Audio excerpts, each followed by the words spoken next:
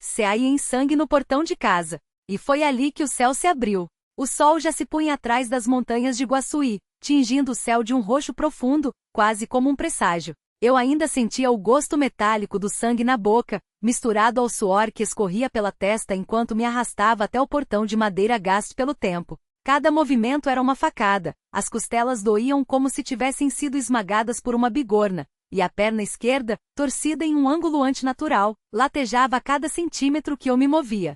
Senhor, se é a minha hora, que seja aqui mesmo, pensei, cuspindo mais um filete vermelho no chão de terra batida. Foi então que ouvi os passos. Não eram passos qualquer. Eram firmes, decididos, como os de alguém que sabe exatamente onde está indo, mesmo na escuridão. Levantei a cabeça com esforço e vi, através da névoa de dor, um vulto se aproximando pela rua de pedra irregular. Uma sombra alta, envolta em um manto que parecia absorver a pouca luz que restava. Meu coração disparou. Seria um assaltante? Um daqueles homens que andavam à solta nas noites de sábado, embriagados e procurando briga? Mas então a voz veio, suave como um vento de verão, mas carregada de uma autoridade que me fez estremecer. Filho, por que você está aí no chão? Não era uma pergunta comum. Não era a curiosidade de um transeunte, nem a indiferença de quem passa e segue caminho. Era uma pergunta que parecia vir de muito além daqueles lábios. Tentei responder, mas só consegui tossir, e mais sangue escorreu pelo queixo. O homem se ajoelhou ao meu lado, e foi então que vi seus olhos, escuros, profundos como poços sem fundo. Mas não havia maldade neles. Havia conhecimento. Como se ele já soubesse tudo sobre mim antes mesmo de eu abrir a boca. Você está ferido, mas não é das feridas do corpo que eu falo. Sua mão se estendeu, grande e calejada, e antes que eu pudesse reagir, ele a pressionou contra meu peito, bem sobre o coração. Uma dor aguda, como se uma lâmina quente tivesse me atravessado, me fez arquear as costas. Gritei, ou pelo menos tentei, mas nenhum som saiu. Então, tão rápido quanto veio, a dor se foi, substituída por uma onda de calor que se espalhou por cada veia, cada músculo, cada osso quebrado. E de repente eu vi, não com os olhos, mas com algo mais profundo. Vi minha vida desfilando como um filme acelerado, os erros, as mentiras, as noites em que eu me afoguei em cachaça para esquecer o vazio. Vi o dia em que empurrei minha mãe contra a parede em um acesso de raiva. Vi a faca que eu escondeu debaixo do colchão, por precaução. Vi as mulheres que usei e joguei fora como lixo. E pior que tudo, vi o rosto de Deus se afastando de mim, cada vez que eu escolhia o pecado em vez dele. Basta! A voz do homem ressoou dentro da minha cabeça, não como um comando, mas como uma verdade absoluta. Chega de correr, chega de se esconder. E então, o céu se abriu. Não de forma literal, não como nas pinturas que eu via na igreja quando era criança, anjos com asas brancas, nuvens douradas. Não. Foi como se o ar acima de mim se rasgasse, e por um segundo, eu enxerguei além. Vi um abismo de luz tão intensa que doía, mas também uma escuridão tão densa que sugava a alma. E no meio disso tudo, uma mão estendida. Não a do homem ajoelhado ao meu lado, mas outra. Maior, mais poderosa. E ela me chamava. Venha. Eu tremi. Não de medo, mas de um desejo tão avassalador que me queimava por dentro. Queria me jogar naquele abismo de luz e nunca mais voltar. Mas então, como um relâmpago, uma imagem cruzou minha mente. O rosto da minha mãe, enrugado pelas lágrimas, ajoelhada ao lado da cama, rezando por mim todas as noites. O pastor da congrega, irmão Paulo, colocando a mão no meu ombro e dizendo: Deus não desiste de você, meu filho, mesmo quando você desiste dele. E foi aí que entendi. Não era a minha hora. Não ainda. O chamado que mudou tudo. O homem, porque agora eu sabia que ele não era apenas um homem, se levantou e me estendeu a mão. Quando nossos dedos se tocaram, uma corrente elétrica percorreu meu braço, e de repente eu me senti leve. As dores haviam sumido. Minha perna, que antes parecia um pedaço de madeira podre, agora se movia sem esforço. Fiquei de pé, olhando para minhas próprias mãos, como se esperasse ver marcas do que tinha acontecido. Nada, nem um arranhão. Você foi curado. Ele disse, como se estivesse falando do tempo. Mas a cura que você precisa não é esta. Quem é você? Consegui balbuciar, a voz rouca. Ele sorriu. Não era um sorriso comum. Era triste e alegre ao mesmo tempo, como se carregasse o peso de todas as almas perdidas do mundo, mas também a esperança de salvá-las. Sou aquele que foi enviado para te buscar. Mas o caminho você tem que escolher. Antes que eu pudesse perguntar mais, ele apontou para a pequena igreja no final da rua, iluminada por um poste que piscava. A Congrega Cristã no Brasil, o lugar que eu evitava há anos, desde que me afastei da fé. O lugar onde minha mãe ainda ia todas as terças, quintas, domingos e em qualquer outro dia que tivesse um culto. Lá dentro, eles estão orando por você neste exato momento. Meu coração quase parou. Como você sabe? Porque eu coloco as palavras nas bocas deles. E então, tão rápido quanto apareceu, ele se foi. Não caminhou para longe, não virou a esquina. Simplesmente desapareceu. Fiquei ali sozinho, com o vento soprando folhas secas aos meus pés, e uma certeza queimando dentro de mim. Aquilo não tinha sido um sonho. A noite que o diabo perdeu um soldado. Corri. Não sei como, não sei porquê, mas corri. Minhas pernas, que há minutos estavam quebradas, agora me levavam como se tivessem asas. A porta da congrega estava entreaberta, e o som dos hinos enchia a noite. Glória a Deus nas alturas, paz na terra aos homens de boa vontade. Era o Cântico 12, um dos meus favoritos quando eu ainda acreditava. Empurrei a porta e entrei. O culto já tinha começado. As irmãs de véus brancos imaculados cantavam com as mãos postas. Os irmãos de ternos simples e bíblias abertas acompanhavam com vozes graves. E lá no centro estava o pastor Paulo, de braços levantados, os olhos fechados em êxtase. Mas quando a porta rangeu, ele os abriu. E me viu. Seu rosto, que sempre foi sereno, se iluminou como se tivesse acabado de ganhar um tesouro. Josué! Ele gritou e o culto parou. Todos se viraram para mim. Minha mãe, sentada na primeira fileira, levou as mãos ao rosto, os olhos cheios de lágrimas. Meu filho, ela sussurrou como se não acreditasse. Eu não sabia o que dizer. Não sabia como explicar. Então fiz a única coisa que me veio à mente. Caí de joelhos. E chorei. Não foram lágrimas de dor nem de vergonha. Foram lágrimas de alívio, de gratidão, de um peso de 1000 quilos sendo tirado das minhas costas. O pastor Paulo se ajoelhou ao meu lado, colocou a mão na minha cabeça e começou a orar em voz alta. Senhor Jesus, nós te agradecemos. Porque este filho que estava perdido, hoje voltou para a casa do Pai. Aleluia! E então a congrega inteira explodiu em louvor. As irmãs começaram a cantar mais alto, os irmãos bateram palmas, alguns até dançaram no espírito.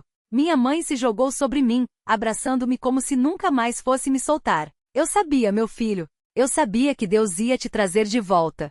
E ali no chão daquela igrejinha simples, entre irmãos que nunca me abandonaram, mesmo quando eu os abandonei, eu senti algo que não sentia há anos, paz. Os dias que se seguiram, a luta, a fé e a transformação. Mas não foi fácil. Não é como nos filmes, onde o personagem tem uma visão, se converte, e tudo se resolve magicamente. A vida real é feita de lutas, de noites em claro, de tentações que batem a porta como cobradores implacáveis.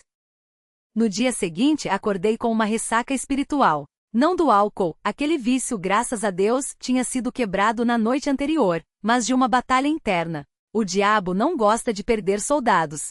E ele veio com tudo. Sonhos perturbadores. Vozes sussurrando. Você não merece isso. Você é fraco. Você vai cair de novo. Uma vez, enquanto caminhava para o culto, um carro quase me atropelou. O motorista, com um sorriso maligno, gritou: "Até breve, Josué", antes de acelerar. Mas eu tinha algo que não tinha antes, uma família. A congrega me abraçou como o filho pródigo que eu era. O irmão Marcos, um homem forte como um touro, mas com um coração de criança, me levou para trabalhar na sua marcenaria. O trabalho afasta o ócio, e o ócio é a oficina do capeta, ele dizia, enquanto me ensinava a lixar madeira. A irmã Clara, uma senhora de quase 80 anos, mas com uma fé que movia montanhas, me deu uma Bíblia usada com as páginas marcadas nos Salmos. Quando a batalha apertar, leia o 91. Deus é o seu refúgio, ela disse, apertando minha mão com uma força surpreendente. E minha mãe, minha mãe. Ela não me deixou um segundo sozinho. Rezava comigo antes de dormir, me acordava com hinos, me levava para todos os cultos, mesmo os de madrugada. O diabo não descansa, meu filho. Nós também não podemos. Aprovação. Quando o passado bate a porta. 3 semanas depois da minha conversão, ele apareceu. Eu estava saindo do culto da quinta-feira, quando vi uma figura encostada no poste de luz, fumando um cigarro. Mesmo na penumbra, reconheci aquele rosto. Rafael. Meu antigo companheiro de farra. O homem que me ensinou a roubar, a trapacear, a viver sem lei. E aí, santinho? Ele disse, jogando a bituca no chão e esmagando com o pé. Tá achando que Deus vai apagar tudo que a gente fez? Meu sangue gelou. Não por medo dele, mas pelo que ele representava, o meu passado, a minha vergonha, as cadeias que eu tinha quebrado, mas que ainda rangiam nos meus sonhos. Não tô achando nada, Rafael. Só tô seguindo meu caminho. Ele riu, um som seco, sem alegria. Caminho? Você acha que umas orações e umas músicas vão te salvar do que vem por aí? Ele se aproximou, baixando a voz. O Zé do bar está te procurando. Você sabe o que isso significa. Zé do bar, o homem que eu devia dinheiro. Muito dinheiro. Dinheiro de drogas, de apostas, de noites que eu preferia esquecer. Eu não devo mais nada a ninguém, respondi, mas minha voz tremia. Todo mundo deve, Josué. Rafael sorriu, mostrando os dentes amarelos. A questão é a quem. E então ele se foi, deixando para trás apenas o cheiro de nicotina e uma ameaça não dita. A noite da decisão, entre a espada e a cruz. Naquela noite não consegui dormir. Fiquei de joelhos no meu quarto, a Bíblia aberta, suando frio. Orelhas atentas a qualquer barulho. Eles viriam. Eu sabia.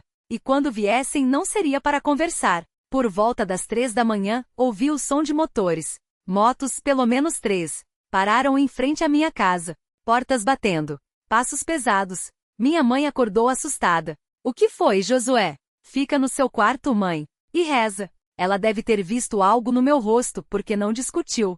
Fechou a porta em silêncio, e eu ouvi seus murmúrios: Senhor, protege meu filho. Bateram na porta. Não como quem pede entrada, mas como quem exige. Josué. A voz de Zé do bar era inconfundível, grossa como areia. Abre essa porta ou a gente abre por você. Respirei fundo.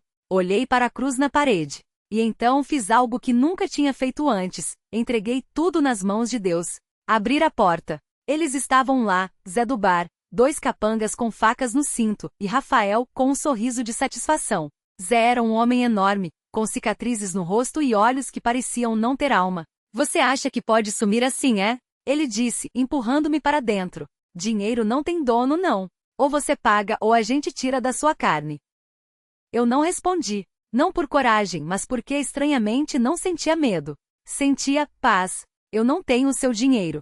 Falei calmamente. E não vou ter, porque eu não sou mais aquele homem. Zé riu, um som gutural. Todo mundo é o mesmo homem quando apanha. Ele fez um sinal, e um dos capangas avançou com a faca brilhando à luz da lua. Foi então que aconteceu. Um vento forte, como se tivesse saído do nada, soprou com força, apagando as luzes da rua. As portas da casa bateram com estrondo. E então uma voz, aquela voz, ecoou dentro da minha cabeça. Não temas. Eu estou contigo. Zé e seus homens recuaram, olhando ao redor, assustados. O que é isso? Um deles gritou, a voz trêmula. É Deus. Eu disse, sem tirar os olhos deles. E ele não vai deixar vocês me tocar. Zé, pela primeira vez, pareceu hesitar. Seu rosto, antes cheio de ódio, agora mostrava algo parecido com medo. Você tá louco, Josué. Rafael murmurou recuando. Não. Eu respondi. Eu tô salvo. E então, tão rápido quanto vieram, eles foram embora. As motos rugiram, desaparecendo na noite. Silêncio. Minha mãe saiu do quarto, os olhos arregalados. O que foi isso, meu filho? Eu não soube responder. Só caí de joelhos novamente. E desta vez, não foram lágrimas de alívio. Foram lágrimas de vitória. O batismo nas águas que lavam o passado. Uma semana depois, estava de pé na beira do rio, vestido de branco, com a congrega toda ao meu redor, cantando hinos de alegria. O pastor Paulo me olhou nos olhos. Josué, você crê que Jesus Cristo é o Filho de Deus? Creio. Você crê que ele morreu na cruz pelos seus pecados e ressuscitou ao 3º dia? Creio. Você está disposto a deixar o mundo, a carne e o diabo, e seguir a Jesus até o fim? Olhei para minha mãe, que chorava de alegria. Olhei para os irmãos e irmãs que sorriam, sabendo que mais uma alma tinha sido arrancada das garras do inferno. Estou. E então o pastor me mergulhou nas águas. Quando sai, não era mais o mesmo. O céu se abriu novamente. E desta vez eu soube que nunca mais estaria sozinho. Continua. Próximos capítulos. A luta contra as tentações da carne, o chamado para pregar, o confronto final com as forças das trevas, e o milagre que abalou toda a cidade. Notas. Este relato é uma ficção inspirada em testemunhos reais de conversão na congrega cristã.